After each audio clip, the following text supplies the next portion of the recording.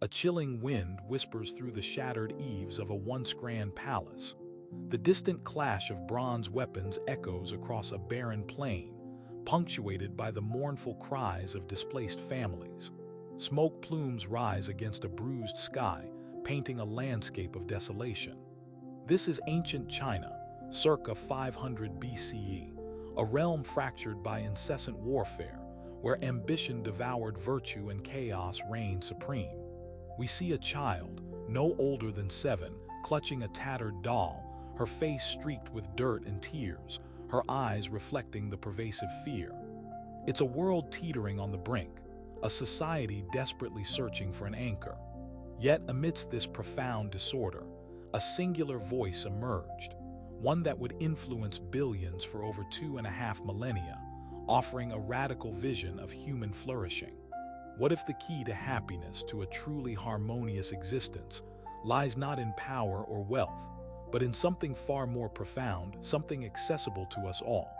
To truly comprehend China, and perhaps ourselves, we must understand Confucius. His teachings, forged in the crucible of a collapsing empire, offer a timeless blueprint for navigating the complexities of human relationships and the pursuit of a meaningful life. We will journey between the distant past and our present, uncovering how ancient wisdom still resonates in the digital age. The spring and autumn period, from roughly 771 to 476 BCE, was a time of unprecedented political fragmentation. The Zhou dynasty, once a mighty unifying force, had fractured into hundreds of warring states, each vying for supremacy. Lords betrayed lords, families turned on families, and the common people bore the brunt of endless conflict.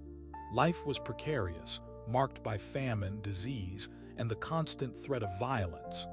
Imagine the daily struggle, a farmer tilling his fields, always scanning the horizon for raiding parties.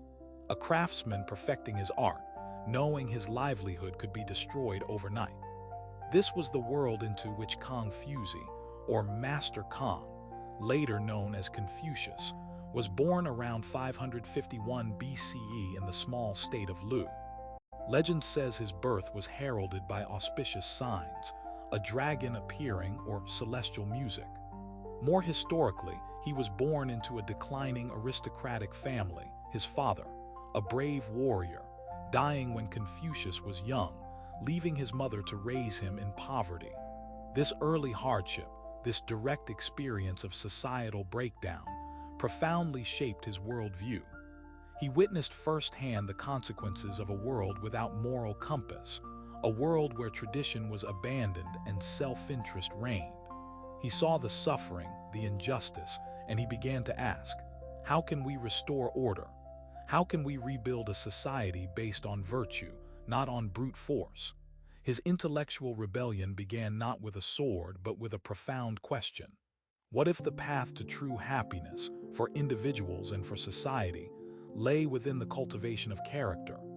Confucius's formative years were marked by a relentless pursuit of knowledge and a deep understanding of ancient rituals, a stark contrast to the prevailing chaos. He dedicated himself to studying the classics, mastering the 6 arts: ritual, music, archery, charioteering, calligraphy, and mathematics. Yet his path was not without significant trials. One profound turning point came when he was in his late 20s, serving as a minor official in Lu, overseeing granaries and supervising livestock. Despite his diligence and integrity, he faced the petty jealousies and political machinations of the court. He was ultimately dismissed, not for incompetence, but for his unwavering moral stance, unwilling to compromise his principles for political expediency. This public humiliation, this rejection of his virtuous governance, was a bitter pill. It taught him that even the purest intentions could be thwarted by entrenched corruption, but it also solidified his resolve. If rulers would not listen, he would teach.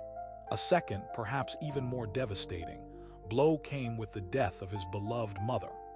The Analects describe his profound grief, his meticulous adherence to the ancient mourning rituals, even extending them beyond the prescribed period. This personal loss deepened his empathy and reinforced his belief in the importance of filial piety and the enduring bonds of family.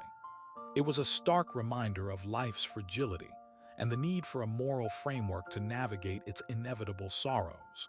Following these setbacks, Confucius embarked on his legendary itinerant journey, a 13-year odyssey across various states, seeking a ruler who would implement his vision. Imagine him, a scholar with a small band of disciples, traveling dusty roads, his simple cart laden with scrolls. His journey took him first to the state of Wei. Here, he was received with some respect, even offered a minor position, but he quickly became disillusioned by the dissolute court of Duke Ling, particularly his consort Nanzi, whose reputation for immorality was widespread. We can almost picture Confucius, a figure of quiet dignity, observing the decadent feasts, the frivolous entertainments, the blatant disregard for proper conduct. He saw a society adrift, even at the highest levels. He then moved south to the state of Chen, a region frequently caught between the larger, more powerful states of Chu and Wu. Here, conditions were even more dire, marked by constant warfare and famine. There's an anecdote of him and his disciples being surrounded by hostile forces, their food supplies dwindling, yet Confucius remained calm, teaching his students and playing his chin, demonstrating the power of inner tranquility amidst external turmoil. Finally, his journey led him to the state of Kai, another small, beleaguered state. Here, he faced near starvation and constant danger, narrowly escaping assassination attempts by jealous rivals. We can visualize him, weary but resolute, explaining his principles to skeptical officials, his voice unwavering, his conviction undiminished by the lack of success. He was a man of profound ideals, yet repeatedly met with indifference or outright hostility. His attempts to advise rulers were met with polite dismissal, cunning evasion, or outright contempt. He offered solutions for good governance, for restoring social harmony, but rulers, blinded by short-term gain and power struggles, simply wouldn't listen. Each failed attempt was a lesson, each rejection a reinforcement of his belief that true change must begin not at the top, but with the cultivation of individual character. He sacrificed comfort, security, and immediate success for his unwavering commitment to his ideals. His was a life of persistent effort, often met with frustration, but never despair. Confucius's philosophy centers on the cultivation of 5 core virtues, each essential for individual flourishing and societal harmony. First, Ren, Chinese letter, often translated as benevolence or human-heartedness.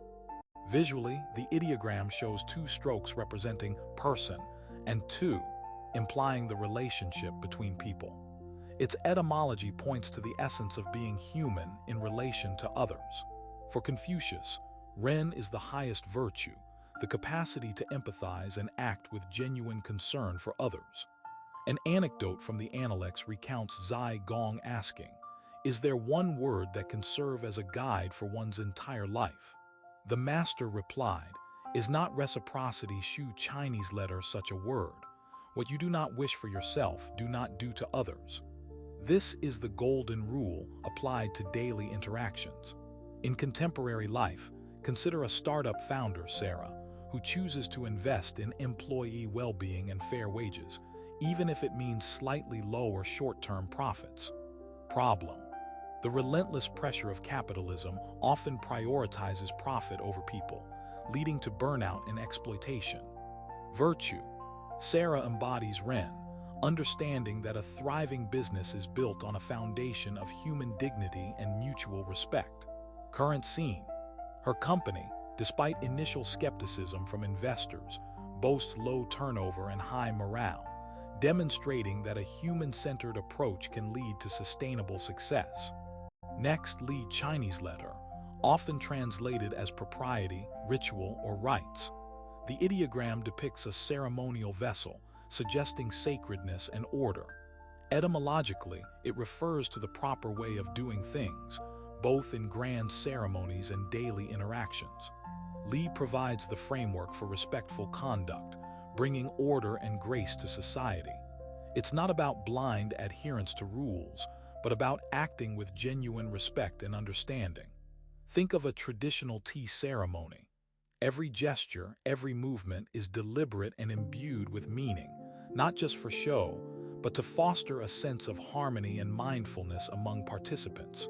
Problem: in our fast-paced digital world, casualness often trumps respect, leading to misunderstandings and a breakdown of civility, from online discourse to workplace interactions. Virtue: a young professional, David, consciously practices Li by being punctual, listening attentively, and communicating clearly and respectfully, even when disagreeing. Current scene: David finds that his thoughtful approach not only earns him respect, but also fosters more productive and less contentious relationships with colleagues and clients. Third, Yi Chinese letter, righteousness or appropriateness. The ideogram shows sheep, a symbol of beauty or goodness, and I, representing self or decision. Etymologically, it's about doing what is morally right, not just what is expedient or profitable. Yi is the moral compass that guides one's actions, ensuring they align with justice and ethical principles. Confucius said, "The superior person understands what is righteous. The inferior person understands what is profitable." Problem: ethical dilemmas abound in modern society, from AI bias to corporate greed, where the pursuit of profit or power often overshadows moral considerations. Virtue: Dr. Anya Sharma, a leading AI ethicist, consistently advocates for the ethical development of artificial intelligence, pushing for transparency and fairness even when it slows down innovation. Current scene: Dr.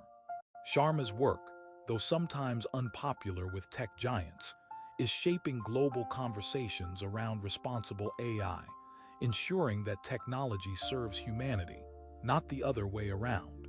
Fourth, Zhai Chinese letter, wisdom or knowledge. The ideogram combines know and sun, representing clarity or enlightenment. Etymologically, it refers to the ability to discern right from wrong, to understand principles, and to apply them practically. Zhai is about intellectual clarity and practical insight. Confucius believed that true wisdom comes from learning, reflection, and experience. Problem: in the age of information overload, discerning truth from falsehood and genuine wisdom from superficial knowledge is increasingly challenging. Virtue: Professor Li, a renowned historian, encourages his students not just to memorize facts, but to critically analyze sources, understand historical context, and develop their own reasoned judgments. Current scene: his students, equipped with Zhai, are better prepared to navigate complex information landscapes, make informed decisions, and contribute meaningfully to public discourse, resisting the pull of misinformation and simplistic narratives. Finally, Xin Chinese letter, trustworthiness or fidelity. The ideogram combines person and word, literally a person's word. Etymologically, it signifies reliability and honesty. Xin is the foundation of all relationships, both personal and societal. Without trust, no community, no business, no government can function effectively. Confucius emphasized, a person who does not keep his word, how can he be acceptable? Problem: in an era of broken promises, political spin, and online anonymity, trust is often eroded, leading to cynicism and disengagement. Virtue: a community organizer, Maria, builds her entire network on Xin, consistently following through on commitments, being transparent about challenges, and demonstrating unwavering integrity. Current scene: Maria's ability to foster genuine trust allows her to mobilize diverse groups for social change, from local cleanup initiatives to advocating for marginalized communities, proving that trust is the ultimate social currency. However, Confucianism has faced its share of critiques. Some argue its emphasis on hierarchy stifles individuality and innovation, or that its historical interpretation has been used to justify patriarchal structures. While Confucianism offers a robust framework for social order, its historical application has sometimes been rigid, notes Dr. Eleanor Vance, a professor of East Asian Studies at Oxford University. The challenge is to extract its universal ethical principles while discarding interpretations that no longer serve contemporary society. Others point to its potential for fostering a culture of obedience rather than critical thinking. The tension between inherited tradition and individual autonomy is a constant dialogue within modern Confucianism, explains Professor Jian Li, a philosopher at Peking University. It's not about blind conformity, but about understanding one's place within a community and contributing to its well-being. Yet, proponents argue that its core tenets, self-cultivation, ethical leadership, and harmonious relationships, are more relevant than ever in a world grappling with social fragmentation and moral relativism. The debate continues, a testament to the enduring power and adaptability of Confucius's ideas.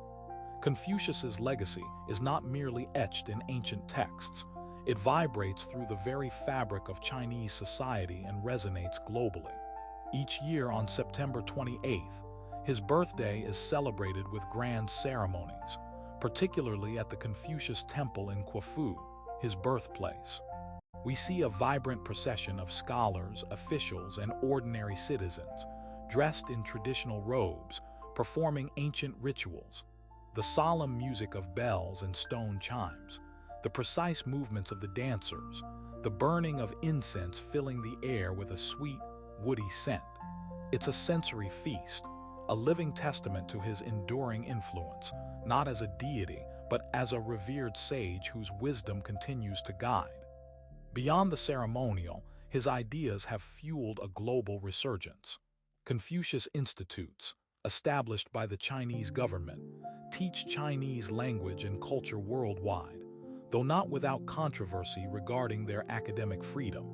Statistics show a significant increase in the study of classical Chinese philosophy in Western universities, reflecting a growing appreciation for Eastern thought. Dr. Eleanor Vance, reflecting on this global reach, states, "What's fascinating is how Confucian ideas are being reinterpreted and applied in diverse contexts, from business ethics in Silicon Valley to educational reform in developing nations. It's a testament to their universal appeal beyond any specific culture." Professor Jian Li adds, "The emphasis on lifelong learning, self-improvement, and the importance of family and community, these are not just Chinese values, they are human values that transcend borders." We see a young monk in a bustling city, practicing mindful attention, embodying the Confucian pursuit of inner cultivation amidst urban chaos. We witness a family gathering for Lunar New Year, the reverence for elders and the emphasis on familial bonds, a direct echo of Confucian filial piety. Confucius's vision of a harmonious society, built on individual moral cultivation, ethical leadership, and respectful relationships, remains a powerful ideal. He sought to create a world where every person could achieve their fullest potential, contributing to the well-being of the whole. The question we began with, what if the key to happiness is something profound and accessible, finds its answer in his teachings. It's not about external achievements, but about the relentless pursuit of character, the cultivation of Ren, Li, Yi, Zhai, and Xin. His journey, marked by frustration and perseverance, ultimately led to a philosophy that transcends time. As the sun sets over a modern cityscape, casting long shadows on ancient temples and gleaming skyscrapers alike, we are left to ponder. In our increasingly interconnected yet fragmented world, where do we find true happiness? Is it not, as Confucius suggested, in striving to be our best selves, in acting with benevolence, integrity, and wisdom, and in building a society where every individual can flourish? What will be our contribution to this enduring quest for harmony?